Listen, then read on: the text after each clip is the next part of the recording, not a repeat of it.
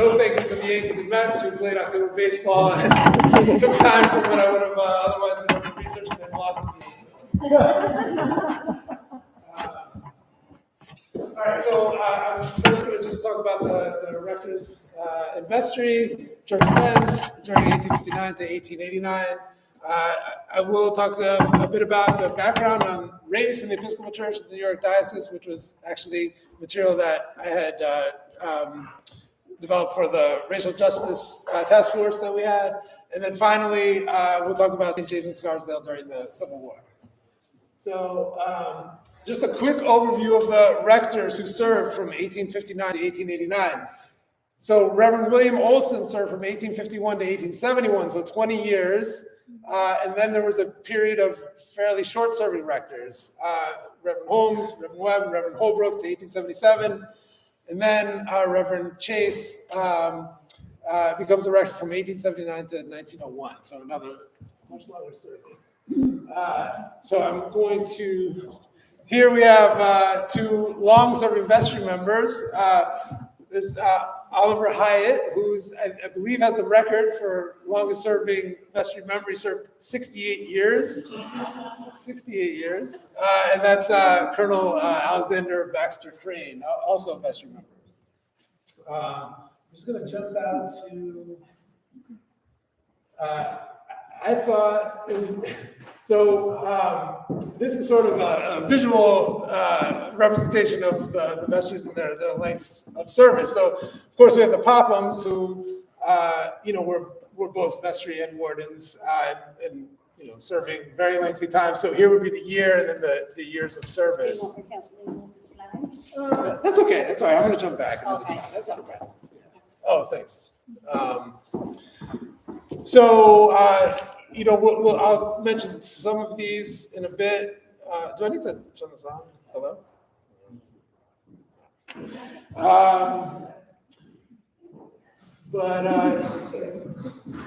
So yeah, I mean, you can see that we've had a lot of vestry members during that time who had lengthy services. Hello. Hi. Yeah, you have to keep it closer. Oh, okay. But it is on. It is. Okay. Yep. All right.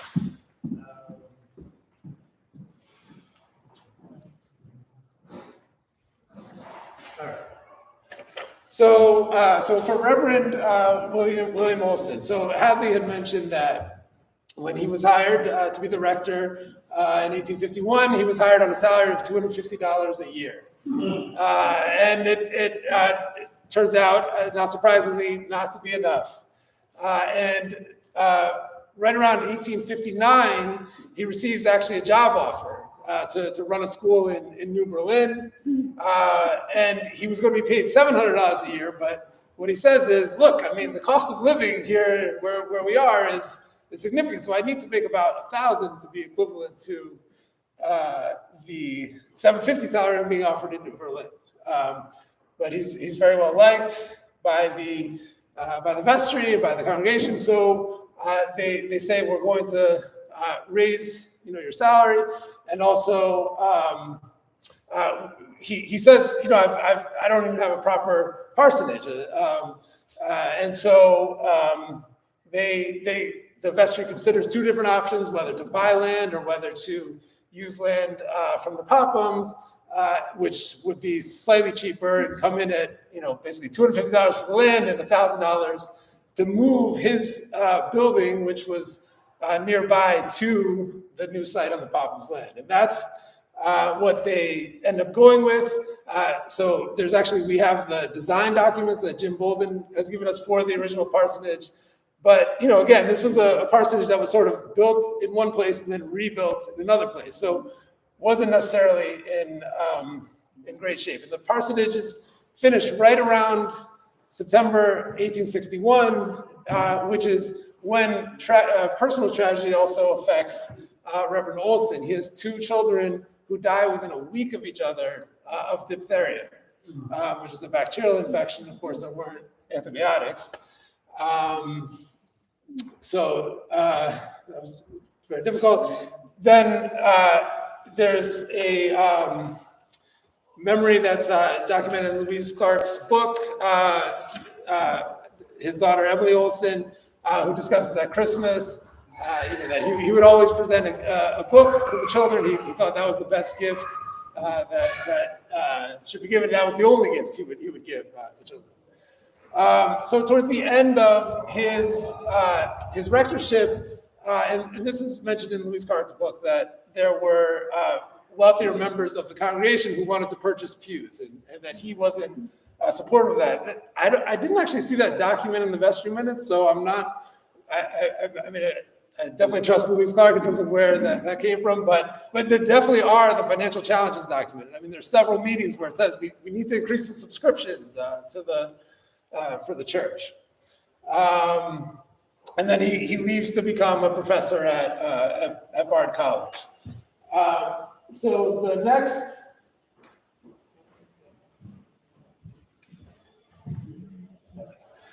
next rector was Reverend Holmes.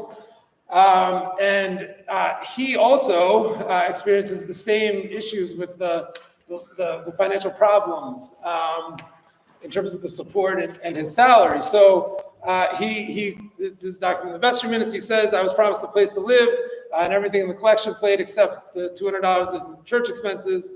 But he says he arrived and he found the rectory to be in poor condition, of course, because it was rebuilt and moved.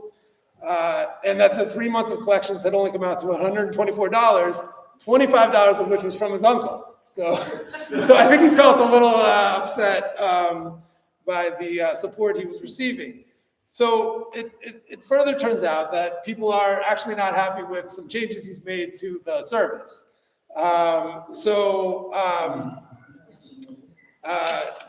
The Vestry says, well, some people are not giving maybe because of the official acts of the rector. And so he says, what are these official acts? They say that it was his interpretation of the rubric at the end of confirmation, the introduction of additional processional and recessional hymns. So he says, well, there was somebody who was aggrieved, but I think they're satisfied now, and they're exceedingly fond of music, so I don't think that's a problem.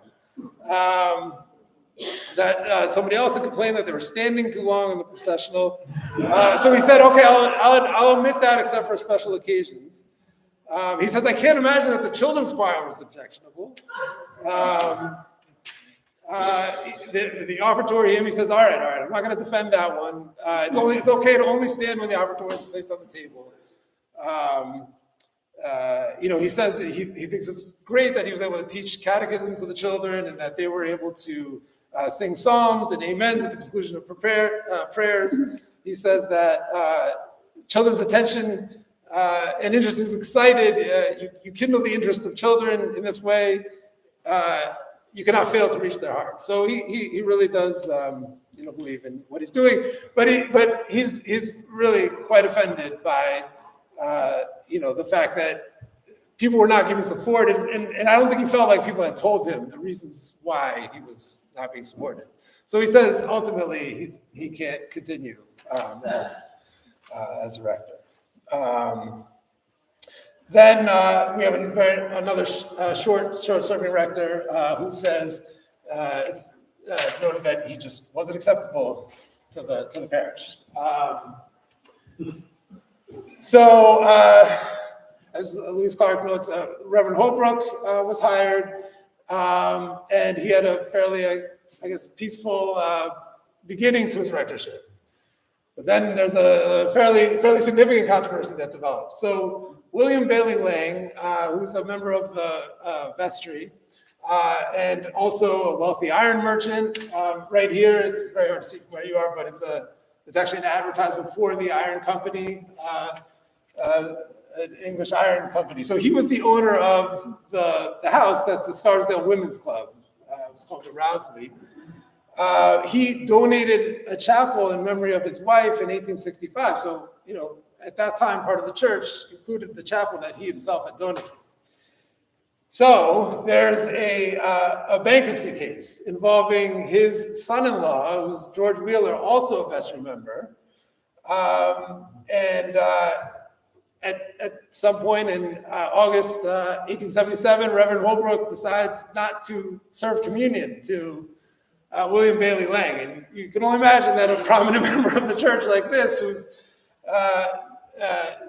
denied communion, would create quite a controversy. So the vestry asked that Holbrook resign. Holbrook refuses to resign because he believes he had the discretion to take the action that he took, which he felt was consistent with canon law and separate from civil law. He actually says the petition that's submitted is sort of out of order. It's not addressed to the proper to the vestry, so it can't be acted upon. He contacts the bishop, and these letters are in the vestry minutes. And the bishop initially backs up his exercise of discretion. I guess the canon justification for having denied the communion was the malicious and injurious conduct of, I guess, his allegation towards William Bailey Lang. But the bishop says, you're okay. You maybe you were justified having done that, but it's going to be impossible for you to continue to serve. And so he does encourage him to in fact resign. And one can see why. The congregation was sort of an open rebellion, and so he does resign. And the bishop then writes to the vestry and says, well, his action was indiscreet, and he shouldn't have intervened in the case, like a civil case. So the interesting thing was also, I just Googled the court case, and in fact, oh gosh, the bankruptcy case itself is a reported case that you can find on the internet. That was a ruling on Lang's petition to take the case out of bankruptcy.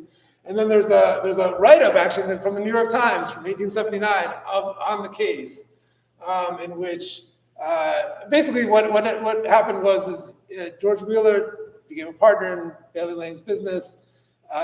In the end, I guess the business didn't turn out to go so well, and he claims that he shouldn't have. He basically the $25,000 mortgage that he took on to take this business was just not going to be sufficient, and so that's why he becomes bankrupt, and he says it wasn't the right deal. But it was interesting to actually find the case documents. So, our last rector during this time period was Reverend Chase. So I think people know that the church building burned on Palm Sunday in 1882.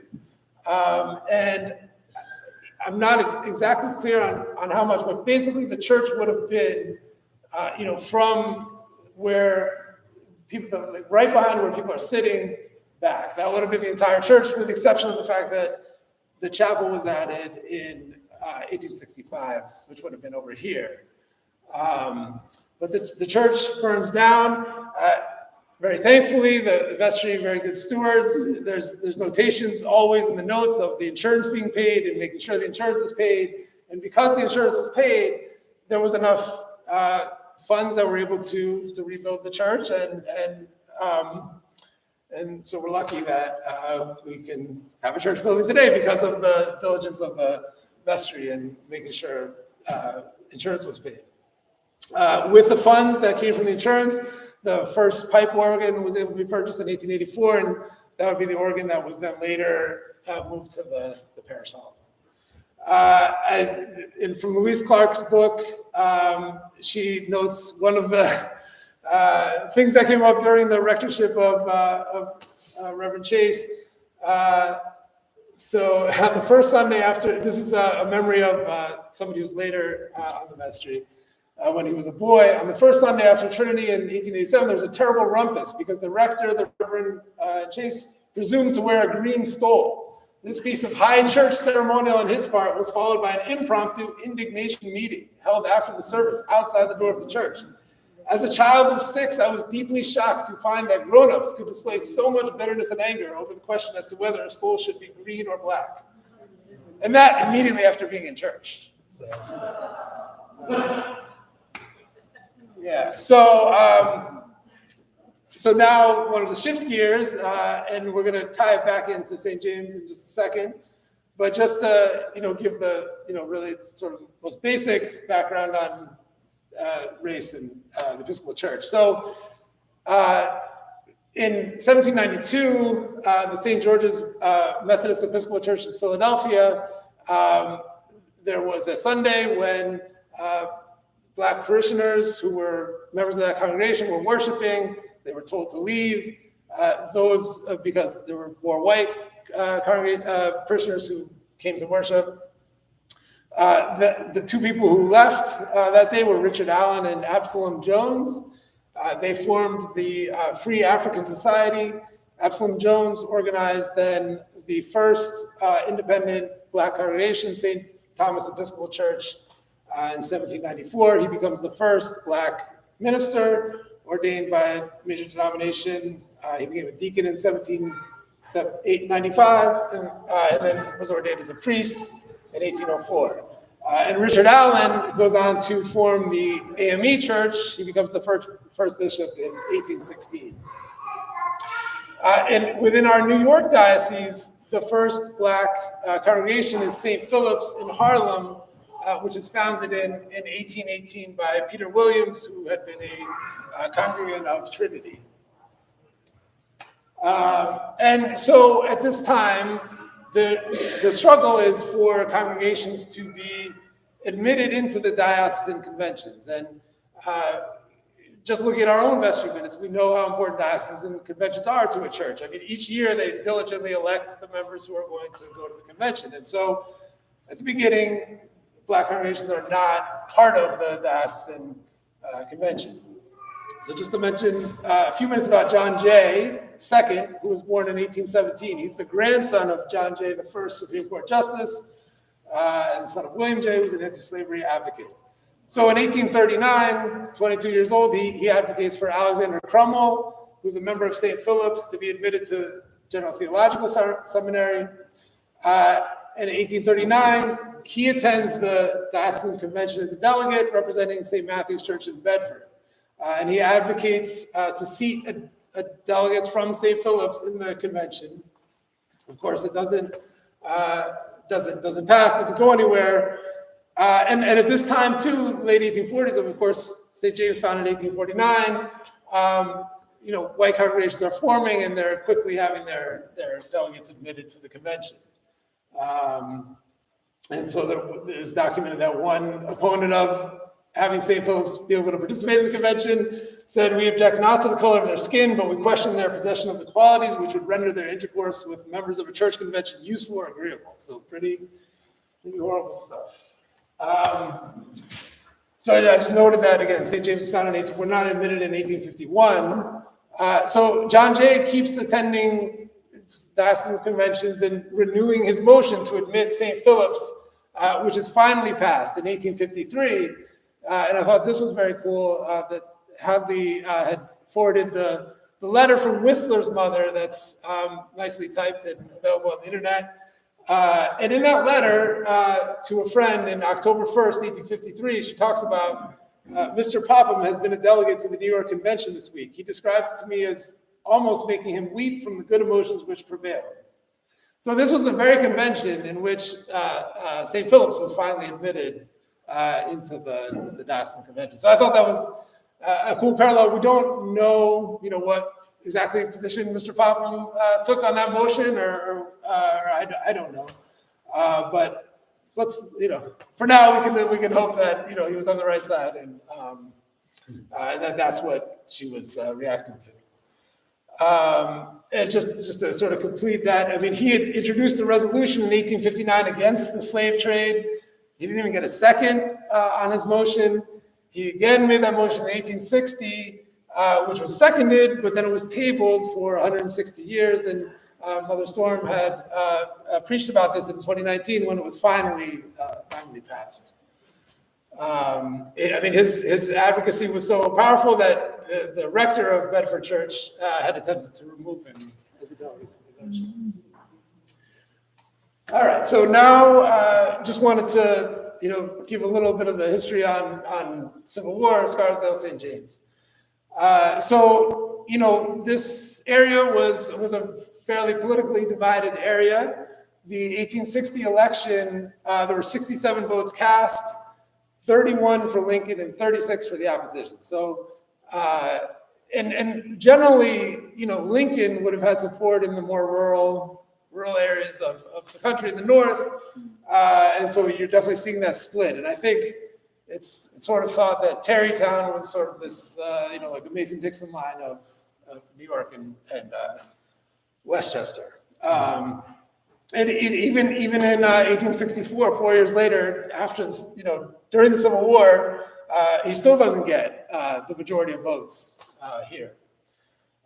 In fact, there's an editorial quoted from the Eastern State Journal in White Plains. He says, the editorial says, Mr. Lincoln is not the United States government. The government is ours, and we owe allegiance to it. Mr. Lincoln is not ours, and we do not owe allegiance to him. Mr. Lincoln's term of office is brief and fleeting. The government, we hope, will last forever. So pretty strong position. So after the Fort Sumter attack in South Carolina in 1861, in April, people did join. I think historians have said, whether it's because of the cause of abolishing slavery or to preserve the Union, probably more likely the latter. Just in terms of the life at this time in Scarsdale, so the Westchester County Board of Supervisors in 1862 passes a bond to help families who have their sons or husbands fighting in war, so to provide some support to families, which would be between $1 and $4 a week, up to a cap of $7. So also not much money. In 1862, another thing that would happen is you could basically pay to have somebody else do your service. And so the towns would be involved in that by raising funds, even in this case to reimburse. Well, so in 1862 they had a meeting, and two of our Vestry members, William Fish and Charles Carmer, were tasked with soliciting subscriptions to raise to fund $2,000 to fund 20 recruits.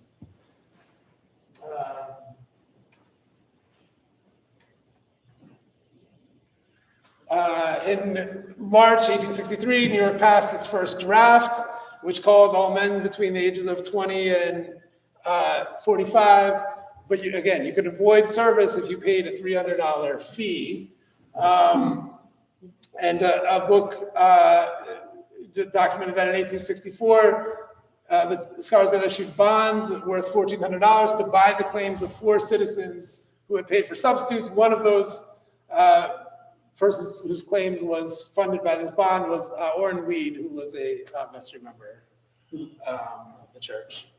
I had to include this detail. So we live at the Scarsdale New Rochelle border. I mean, we're in New Rochelle, but very close to that area. So I mean, less than 5 minutes. And apparently there was a camp of instruction for new recruits right here.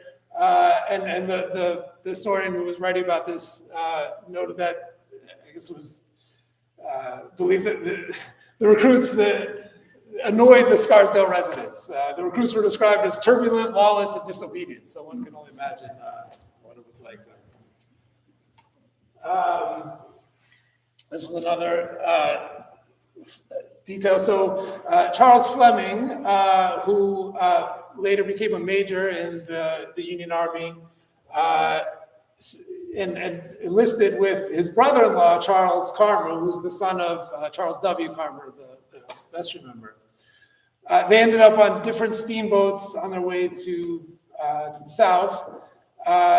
There's correspondence which documents him seeing the son of the rector at Olson at one of the camps, and Carmer had seen another Scarsdale resident. And then in 1861, in August, he writes to a family, Carmer writes, what happened to Charles Fleming? He promised to get me a commission. And then they end up garrisoned in Bladensburg, Maryland. And then, I guess, at this camp, and this is, I think, cited as family lore in the book, but Charles Fleming heard his brother-in-law, Charles Carmer, do the Scarsdale whistle, which he heard and recognized. And here, let's see.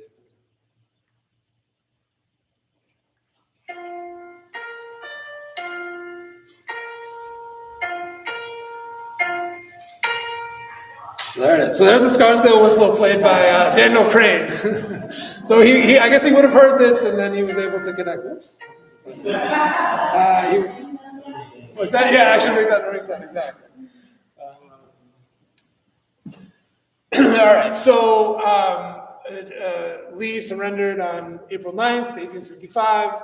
Lincoln is assassinated on April 14th, 1865. And, even though he had not had the support in terms of votes in the 1864 election, I think, at that point, the tide of support has certainly turned. And so his funeral train proceeds up through Westchester, and there's a lot of, mourning and grief. And so Reverend Olson preaches an Easter sermon 3 days after Lincoln's assassination. And the Vestry had the sermon typed. That's still preserved in the Vestry minutes. So in his sermon, he talks about as Christians on Easter, it would be time to think about spiritual matters and Jesus, but we're brought back to earth by this assassination. He describes contrast to the festivities of Easter with the cries of grief of the nation. He describes Lincoln as being a person who's kind, generous, who toiled for peace. He praised him for allowing the captive, the Confederate soldiers to return home as long as they respected the laws of the land. And he's critical of anybody who was supporting the Confederacy, noting that even if not all were slaveholders, all would have acquiesced. He describes he can't conceal his own abhorrence for the crime of slavery. And he reasons that people's support of slavery must have come from perverted education. He expresses thankfulness that Lincoln was spared until the country's restoration was secured beyond doubt. And his ending is really quite powerful. If there are any honest men within the southern states, if there are any honest men among those who have heretofore at the north sympathized with rebellion, they must now come forth and separate themselves from that accursed act, or be forever branded as at least accessories after the fact to the crime of assassination. If the emotions of the whole nation be so deeply stirred that all may be brought once more into a cordial union, the president will not have died in vain. A noble record will be his upon the page of history, who in his life used his best endeavors for the upholding of a true liberty, the liberty of law, and in his death was a peace offering to heal the bleeding wounds of his country. So, really amazing words from Reverend Olson. And so after the Civil War, that just took the direct quote. In the 5 years after the war, Westchester boomed. The total population grew by approximately 30%. As the Industrial Revolution took hold and the country's rural roots steadily withered and eventually died. The end of the war helped spur suburbanization of the Bronx River Valley. A lot of money went to the mercantile class during the war, so a lot of them had new or increased wealth and began buying miniature country estates. In 1877, Scarsdale became an express stop on the train. The ticket cost 50 cents. It was later lowered to 40 cents, and then there was an option to purchase a year-long $65 commuter ticket. Just wanted to talk, so the next lecture in the 175th series will be next week when there will be a tour of the graveyard. So this will come up next week, I'm sure, as well. But, we talked about Charles Fleming. He was the one that heard the whistle. He served on the Vestry for 50 years. That's him here, starting in 1868. Then there's Colonel Alexander Baxter Crane, who no relation seeming to this Crane. His family was from Western Massachusetts, and some of my relatives are more from Connecticut. Although I'm sure there's a connection somewhere back there. Alexander Crane was the owner of what was called the Holmhurst, which is Trinity Church now. So the Trinity Church building was Alexander Crane's home, which he bought from Charles Carmer, I believe, in 1853. And he served for 56 years on the Vestry, starting in 1874. And this is Alexander Crane here, and this is members of his family in the Holmhurst in Trinity Church, what's now Trinity Church. He also was he was a good advocate for the Bronx River and keeping the Bronx River clean so that the sewage from White Plains would not pollute the Bronx River. His son also served on the Vestry later and became the president of Scarsdale National Bank.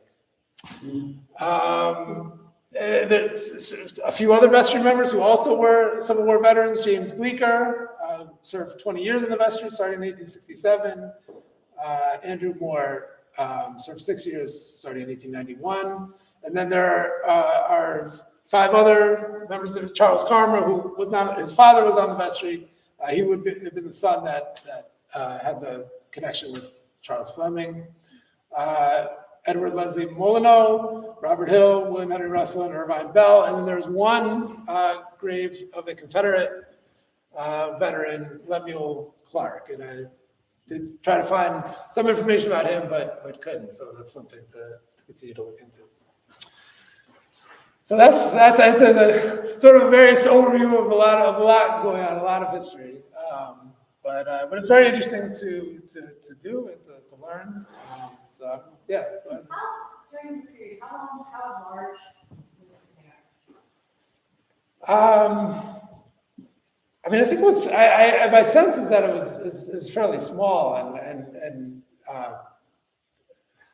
I would think probably less than 50. I mean, the building itself was very small, and I think at that time, it would have only been from there. I mean, I'm pretty sure it must have been less than 50 families. Yeah. Right. I mean, including fire and everything, so. Right. I mean, it certainly grows as we progress in our lectures, but it's one of that because, as Hadley had talked about in her presentation, I mean, it formed as a result of people not wanting to travel to, Eastchester and White Plains, so to have something more local. So, and at that time, it was a very rural area. I mean, most of this would have been basically farmland. So they're just Were they in a fluent parish? fluid. Were they people up in Oh, yeah, it's interesting. I mean, it's a good question. I'm not sure why. I mean, certainly there are the objections that certain people had to the service, but certainly the parish, William Bailey Lang was a wealthy lawyer, involved in this iron company. Baxter Crane was a lawyer. I mean, he starts in the Vestry later in 1874, but obviously the church, the Poppins family, quite wealthy. So there certainly was more wealth, that existed than you would have thought would have led to the kind of financial problems that they dealt with. Yeah. During the Civil War period, that time in the 19th century, was St. James like a low church most of the time? Because the only reason why I say this is because there's a church over near Elm Street, St. Joseph of Arimathea. I used to be in the choir a long time ago, and they always had morning prayer. Well, they had 2 services. They always had morning prayer 3 times out of 4 times during the month at their 10 o'clock service. They'd only have the Eucharist once, during the 10. But they would have Eucharist in the morning, but for the choir, most of the time, we did the morning prayer service. Was the Episcopal Church at that time, like maybe more isolated areas compared to like a city? Right. Was it more like a low church kind of, because it's interesting, in the thing about the vestments, Right. somebody got mad because Right, we were to read. right, right. Yeah, I could, was it kind of low church and then it kind of, I'm became, not sure I would be able to answer I'm with, curious. with any comments. I don't know that,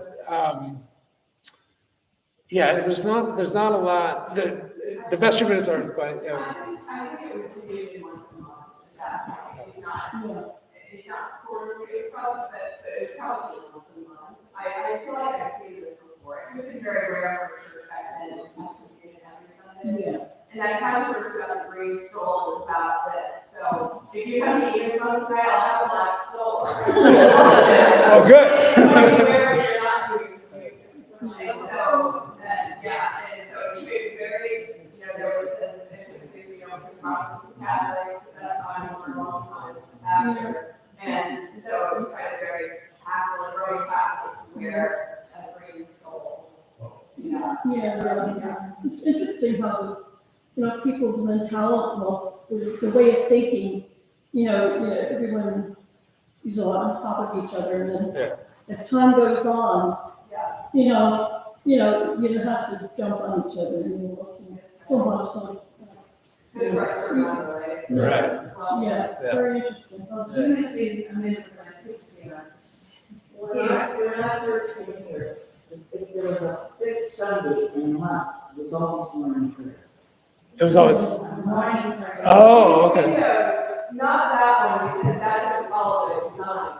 But all the windows were designed for morning prayer services, which were, when this was installed, these were put in the 30s, I think, windows in the 40s.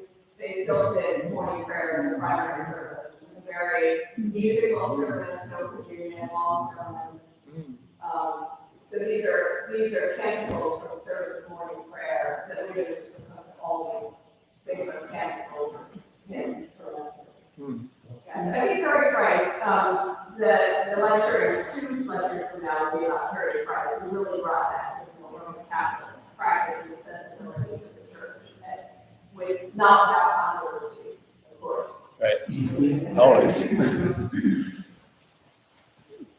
So, so that's it. All right, so guys, remember our next lecture is the Yes,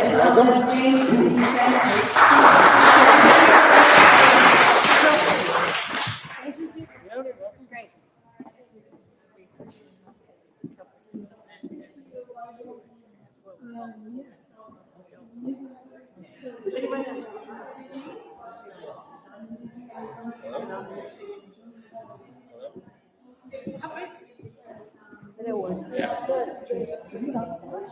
Yeah. Because we talked. I talk about it. No, but for years. Oh, downtown. okay. Yeah, there were 4 candidates in the 1860 election, so even getting a little less impact. Perhaps, you're right. Yeah. That's right. Although That's right. he was- That's fine. He was the only anti-slavery candidate. Right. So, and then that's why it was written as just the opposition. Right. Yeah. Just Breckenridge, Douglas Breckenridge and Bill. Okay. Right. And Breckenridge wound up being the vice president of the Confederacy. Right. Yeah. What a time. Does somebody have to turn that off? Oh, yeah.